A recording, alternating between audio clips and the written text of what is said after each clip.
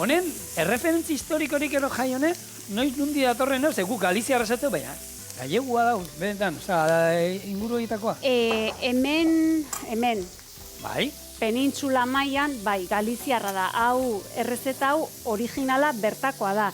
Eta gaina, aspalditik, hau 7. menderako ezagunez zen, errezeta hau, bisigoduen garairako, eta gaina, hori gutxi ez balitz bezala, prozedura araututa omen zeon.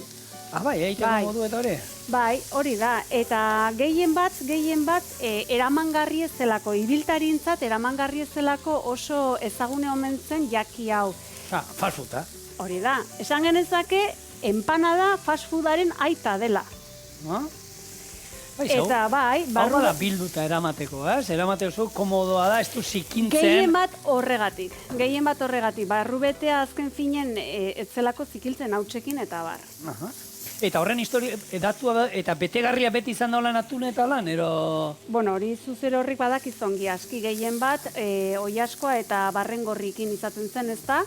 Hor oitura handia baita, eta hemen ez daukago oiturai, baina han asko jaten dute txerriekin.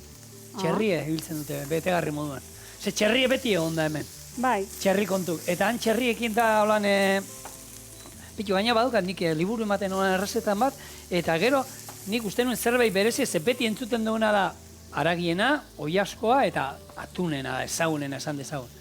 Ba, ni sartu nintzen eta aurkitu nuen liburu batean txerriena, eta gero interneten daude 10.000 eta oso ohikoa dalan bai, eta barru betea edo zein onartzen do. Ere bai baten bat ikusi nun, bertan ohikoa edo ezagune den, Galizien oso ezagune den zamburinak.